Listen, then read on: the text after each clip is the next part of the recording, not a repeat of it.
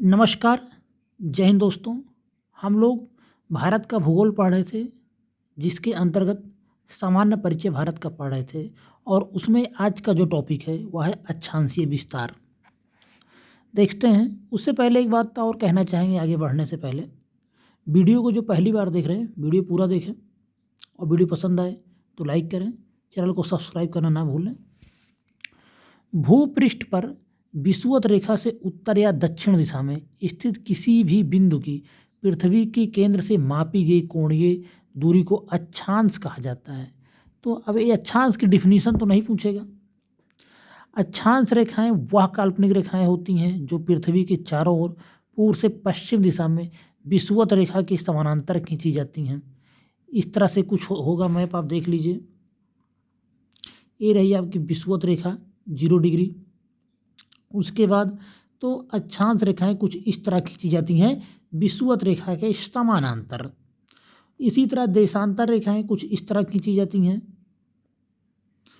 तो आप देशांतर रेखाओं को समझ सकते हैं यहाँ से अक्षांश रेखाओं को। तो ये सभी अक्षांश रेखाएं हैं जो पूरब से पश्चिम की तरफ खींची गई हैं।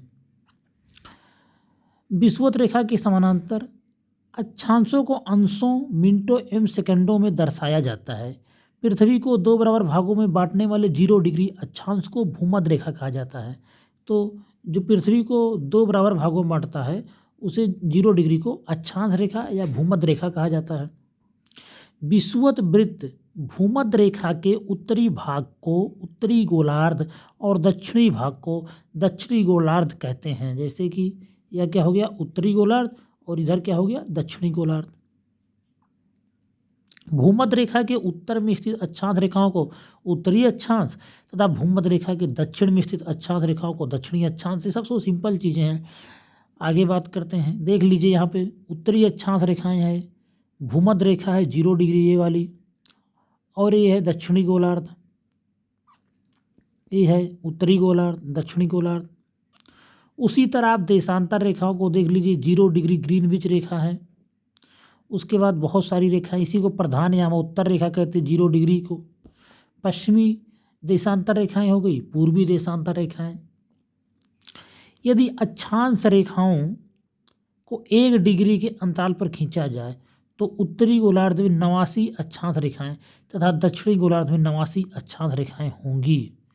इस प्रकार विषुवत वृत्त को लेकर अक्षांश रेखाओं की कुल संख्या 179 होगी। तो अक्षांश रेखाओं की जो कुल संख्या होती है वह होती है 179। यह क्वेश्चन पूछा जा सकता है और पूछा जाता भी है।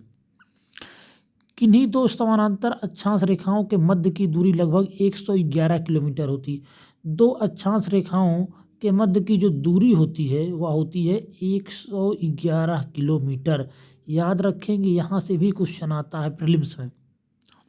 भूपृष्ठ पर उत्तरी ध्रुव एवं दक्षिणी ध्रुव को मिलाने वाली काल्पनिक रेखा जो पृथ्वी को 2 बराबर भागों में बांटती है उसे प्रधान या उत्तर रेखा कहते हैं।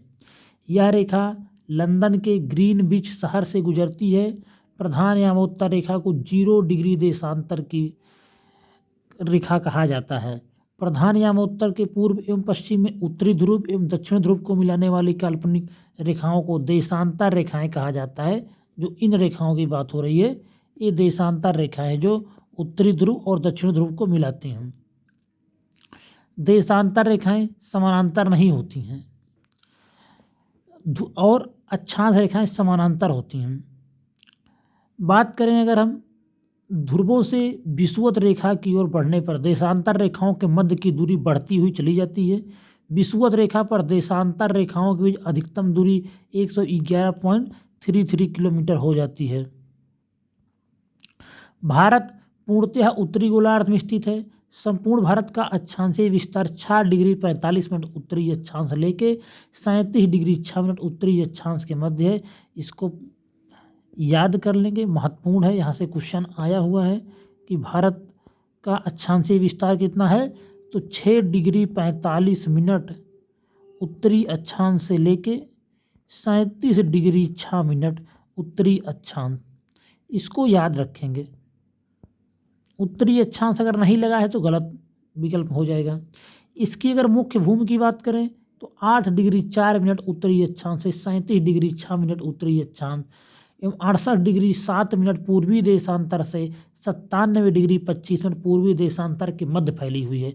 अब आपके मन में एक प्रश्न ये उठा होगा कि अभी 6 डिग्री 45 मिनट उत्तरी अक्षांश से लेके 37 डिग्री 6 मिनट उत्तरी अक्षांश था, तो यह संपूर्ण भारत के लिए बात कर रहा है। लेकिन जब मुख्य भूमि लगा देगा तो मुख्य भूमि होती है भारत की कन्याकुमारी, यहाँ से लेके लद्दाख तक की बात करें तो यह होगी 8 डिग्री 4 मिनट उत्तरी अक्षांश। लेकिन जब अंडमान से लेके इंदिरा पॉइंट से काउंट करेंगे तो वह होगा 6 डिग्री 45 मिनट, अर्थात संपूर्ण भारत का अक्षांशीय विस्तार 6 डिग्री 45 मिनट उत्तरी अक्षांश से 37 डिग्री 6 मिनट उत्तरी अक्षांश के मध्य होता है। लेकिन जब बात करें मुख्य भूमि की तो इसका विस्तार 8 डिग्री 4 मिनट उत्तरी अक्षांश से 37 डिग्री 6 मिनट उत्तरी अक्षांश के मध्य होता है। उष्णकटिबंध क्षेत्र का विस्तार 23.5 डिग्री उत्तरी एवं दक्षिणी अक्षांशों के मध्य होता है, अतः भारत का विस्तार उष्ण एवं उपोष्ण दोनों कटिबंधों में है।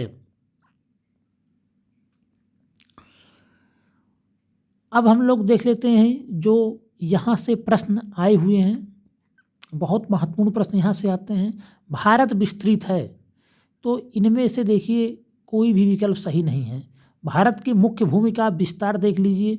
भारत के मुख्य भूमि का विस्तार उत्तरी पूर्वी गोलार्ध में 8 डिग्री 4 मिनट उत्तरी अक्षांश से लेकर 37 डिग्री 6 मिनट उत्तरी अक्षांशों तथा 68 डिग्री 7 मिनट पूर्व से लेकर 97 डिग्री 25 मिनट पूर्वी देशांतरों के मध्य है।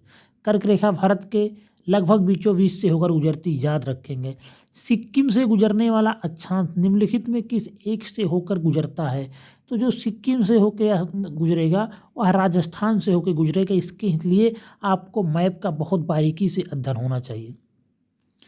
जिस जिले से 70 डिग्री पूर्वी देशांतर रेखा गुजरती है वह जिला कौन होगा? तो वह है जिला जैसलमेर।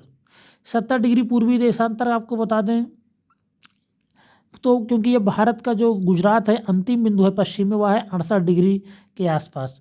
तो जब यहाँ से बढ़ते हैं आगे तो 70 डिग्री इसके बहुत आसपास आ जाएगा जो राजस्थान में प्रवेश कर जाता है।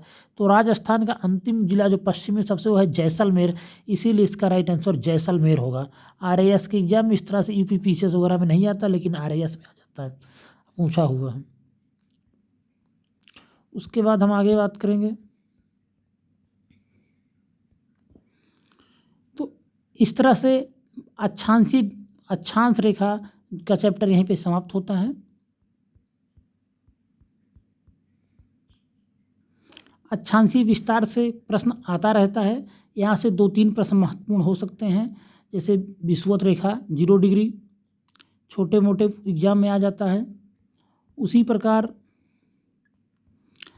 भारत का जो विस्तार है उसको याद रख लेंगे, और उष्णकटिबंध क्षेत्र कितना होता है 23.5 डिग्री उत्तरी ईशान दक्षिणी ईशान, इसको जान लेंगे। भारत का जो लोकेशन है उष्ण उपोष्ण इसको जान लेंगे, उष्ण एवं उपोष्ण में है इसको जान लेंगे। और एक अक्षांश के मध्य 2 अक्षांशों के मध्य की जो दूरी होती है वह होती है 111 किलोमीटर, इसको जान लेंगे। ये सब जान लेंगे। और ये जो 3 प्रश्न यहाँ पे इसको देख लीजिए, इस तरह से प्रश्न आता है अक्षांशीय विस्तार में। इसी के साथ यह चैप्टर समाप्त होता है। वीडियो पसंद आए तो लाइक करें, चैनल को सब्सक्राइब करें। धन्यवाद।